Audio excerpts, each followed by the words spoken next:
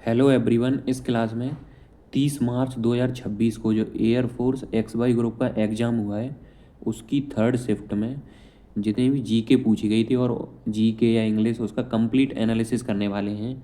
अगर आपका आने वाली शिफ्ट यानी कल पेपर है ना, तो ये क्लास ज़रूर देख के जाएंगे क्योंकि इससे आपको काफ़ी फ़ायदा होने वाला है।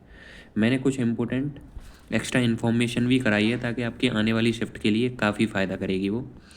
जैसे पहला क्वेश्चन पूछा गया था, लखनऊ किस नदी के किनारे स्थित है? तो इसका आंसर हो जाएगा गोमती नदी के किनारे। अब यहाँ पे पूछा गया है कि कौन सा शहर किस नदी के किनारे है, तो मैंने और भी ऐसे ही आपको वो कराएंगे कि जैसे दिल्ली यमुना नदी के किनारे है, वाराणसी गंगा नदी के किनारे है, क्योंकि आगे वाली शिफ्ट में अब ये पूछा जा सकता है। पटना गंगा नदी के किनारे है, कोलकाता हुगली नदी के किनारे है, अहमदाबाद साबरमती नदी के किनारे है, हैदराबाद मूसी नदी के किनारे है। नेक्स्ट क्वेश्चन पूछा गया था, भाषा का प्रावधान भारतीय संविधान की किस अनुसूची में किया गया है? तो इसका आंसर हो जाएगा 8वीं अनुसूची में। टोटल 12 अनुसूचियाँ होती हैं। 12 अनुसूचियों को याद करने की ट्रिक होती है tears of old PM. TEARS of old PM कैसे याद करेंगे? पहली है टेरिटरी से संबंधित, मतलब राज्य वगैरह से संबंधित। दूसरी है इमोल्यूमेंट, इमोल्यूमेंट का मतलब होता है सैलरी से।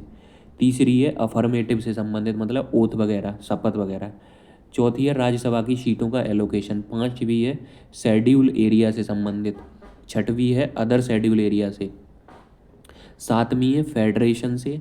आठवीं है ऑफिशियल लैंग्वेज से जो कि पूछी गई थी। नौवीं है लैंड रिफॉर्म से। 10वीं है डिफेक्शन से। और 11वीं है पंचायत से। और 12वीं है म्यूनसिपलिटी से। तो अब आपको आने वाली शिफ्ट में अगली अनुसूची पूछी जा सकती है। टोटल 12 अनुसूचियाँ काफ़ी इंपॉर्टेंट है। अब मैं इन्हें डिटेल में भी पढ़ लेता हूँ। जैसे प्रथम अनुसूची जो है राज्य और केंद्र शासित प्रदेशों का विवरण करती है। जैसे मैंने बताया था ना, tears of old PM, T मतलब टेरिटरीज वगैरह, राज्य और केंद्र शासित प्रदेश। दूसरे में एमोल्यूमेंट बताया था। एमोल्यूमेंट मतलब होता है इनकी सैलरी वगैरह। TEA ये मतलब होता है अफर्मेशन, अफर्मेशन मतलब ओथ वगैरह शपथ एवं प्रतिज्ञान। TEAR, आर मतलब राज्यसभा की सीटों के संबंध में। टीयर्स एस, अब एस आएगा टीयर्स में। एस का मतलब होता है शेड्यूल एरिया वगैरह, अनुसूचित क्षेत्र और जनजाति का प्रशासन। टीयर्स ऑफ, ओ का मतलब होता है अदर शेड्यूल एरिया। जैसे मेट मियाँ से याद रखते हैं, जैसे मेट मियाँ मतलब मिजोरम, त्रिपुरा, मेघालय, असम। और फिर आता है एफ, एफ मतलब 7वीं अनुसूची जिसका मतलब होता है फेडरेशन। फेडरेशन मतलब संघ, राज्य और समवर्ती सूची इसमें दी गई है 8। टीयर्स ऑफ हो गया। ऑफ के बाद आता है ओल्ड, OLD। ओमीज होता है ऑफिशियल लैंग्वेज, इसमें लैंग्वेज के बारे में बताया गया है। एल मतलब लैंड रिफॉर्म से संबंधित है, भूमि सुधार से संबंधित है। 10वीं अनुसूची डिफेक्शन से संबंधित है, जिसमें मतलब दल बदल जो विरोधी कानून होता है उससे संबंधित। ओल्ड। अब आता है PM, PM पंचायत और म्यूनसिपलिटी से संबंधित। पंचायत में टोटल कितने सब्जेक्ट हैं? 29 सब्जेक्ट हैं।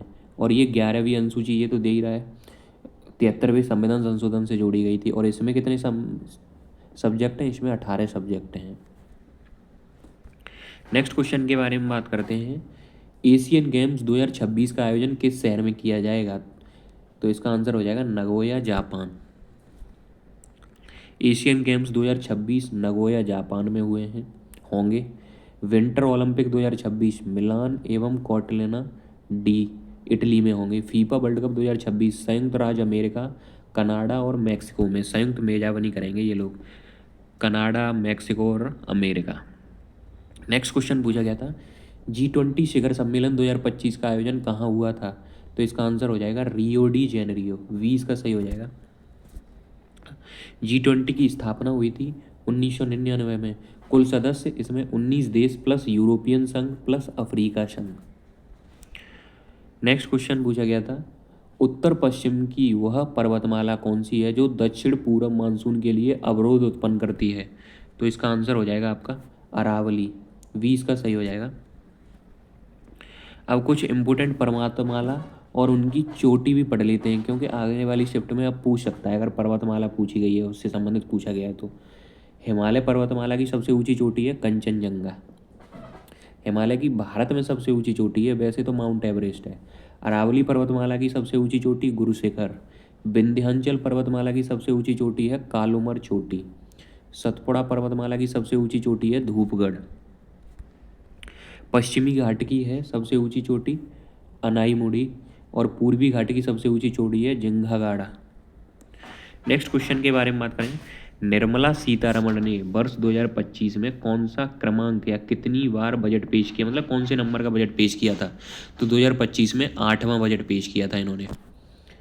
सबसे अधिक बार बजट पेश करने वाले वित्त मंत्री कौन थे? मोरारजी देसाई। कुल 10 बार बजट पेश किया है इन्होंने।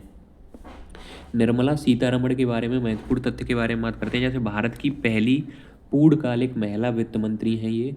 2019 में इन्होंने पहला बजट पेश किया था। लगातार कई वर्षों तक बजट पेश करने का रिकॉर्ड बनाया है इन्होंने। बजट से जुड़े महत्वपूर्ण पॉइंट के बारे में बात करें। भारत में बजट हर साल 1 फरवरी को पेश किया जाता है। पहले बजट 28 फरवरी को पेश होता था। 2017 से अब ये बदला गया है। रेल बजट को 2017 से सामान्य बजट में मिला दिया गया था। नेक्स्ट क्वेश्चन पूछा गया था, बानू मुश्ताक को बुकर पुरस्कार किस पुस्तक के लिए प्रदान किया गया था? तो इनका आंसर हो जाएगा हार्ट लैम्प, सी इसका सही हो जाएगा। बुकर पुरस्कार जो है विश्व के सबसे प्रतिष्ठित साहित्यिक पुरस्कारों में से एक है। इसकी स्थापना हुई थी 1969 में। ये डेट मत याद रखना, डेट ये गलत है, स्थापना 1969 में हुई थी। अब भारत के कुछ लोग हैं जिन्हें बुकर पुरस्कार दिया गया है। जैसे अरुंधति रॉय को दिया गया है the God of small things के लिए 1997 में। अरविंद अडिगा को दिया गया है वाइट टाइगर के लिए 2008 में।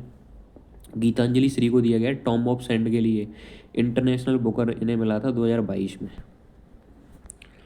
नेक्स्ट एक क्वेश्चन पूछा गया था युद्ध से संबंधित। युद्ध का एग्जैक्ट क्वेश्चन मिल नहीं पाया, तो मैंने जितने भी इम्पोर्टेंट आपके युद्ध हुए थे उनको करा दिया यहाँ पे। जैसे हेडिस्पीस का युद्ध 326 ईस्वी में सिकंदर और पोरस के बीच हुआ था।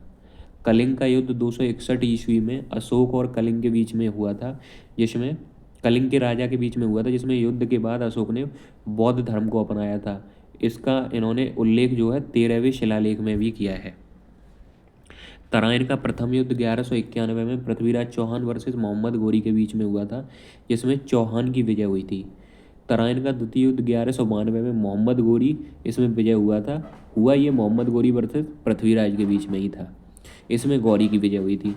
अब पानीपत का प्रथम युद्ध जो है बाबर वर्सेस इब्राहिम लोदी के बीच में हुआ था, जिसमें बाबर की जीत हुई और मुगल साम्राज्य की स्थापना हुई थी। पानीपत का द्वितीय युद्ध 1556 में अकबर वर्सेस हैमू के बीच में हुआ था, इसमें अकबर की विजय हुई थी। पानीपत का तृतीय युद्ध 1761 में अहमद शाह अब्दाली वर्सेस मराठाओं के बीच में हुई थी। नेक्स्ट खानवा का युद्ध 1527 में बाबर वर्सेस राणा संगा के बीच में हुआ था। तो ये बताओ खाना किसके साथ खाते हैं हम लोग? खाना राजा जी के साथ खाते हैं, ऐसे याद रखना। तो बाबर के युद्ध तो वैसे भी आपको याद होते हैं, पानी पिया खाना खाया घर गए और मर गए। चौसा का युद्ध 1539 में शेरशाह सूरी वर्सेस हुमायूं के बीच, और 1540 में शेरशाह कन्नौज या बिलग्राम का युद्ध भी हुआ था। वो भी काफ़ी इंपॉर्टेंट वॉर है जो शेरशाह सूरी वर्सेस हुमायूं के बीच हुआ था। प्लासी का युद्ध 1757 में British East India Company versus Sirajuddaulah, जो ब्रिटिश सत्ता की शुरुआत यहाँ से हुई थी। बक्सर का युद्ध 1764 में British versus Mir Qasim plus Shujauddaula plus Shah Alam second के बीच में हुआ था। मैसूर युद्ध 1767 से 1799 के बीच में हैदर अली वर्सेस टीपू सुल्तान। कई सारे मैसूर के युद्ध हुए थे, तो 1767 से 1799 इसमें Haider Ali Tipu Sultan versus British government के बीच में हुआ था। एंग्लो मराठा युद्ध 1775 से 1818 मराठा वर्सेस ब्रिटिश के बीच में हुआ था, जिसमें मराठा शक्ति का अंत हो गया था। एंग्लो सिख वॉर 1845 से 49 तक हुए थे, इसमें सिख वर्सेस ब्रिटिश के बीच में हुआ था। पंजाब पर अंग्रेजों का अधिकार हो गया था। कुछ इंग्लिश के क्वेश्चन पूछे गए थे, उनको भी डिस्कस करते हैं। जैसे he said my sister is cooking food now, तो इस टाइप के क्वेश्चन को आपको सिर्फ वर्ब से करना है। जैसे इज कुकिंग दे रहा है तो इज कुकिंग को आप पीछे ले जाइए, इज कुकिंग हो जाएगा वॉज कुकिंग में। वॉज कुकिंग कहाँ पे दे रहा है? यहाँ नहीं दे रहा, यहाँ नहीं दे रहा, यहाँ नहीं दे रहा, तो पहला ही सही हो जाएगा। सिर्फ बर्फ पकड़ के ही करना है तो जल्दी और सही होगा और एक्यूरेट भी होगा आपका। नेक्स्ट क्वेश्चन है, ही रिकमेंडेड मी एक्सीलेंट मूवी। अब एक्सीलेंट जो है बॉबल साउंड है यहाँ पे, तो एन आर्टिकल आएगा, 20 का सही हो जाएगा। नेक्स्ट क्वेश्चन पूछा गया था, stop the flight, choose the correct passive. तो स्टॉप द फ्लाइट है तो इसको लेट से स्टार्ट करते हैं, let the flight be stopped, तो ए इसका सही हो जाएगा।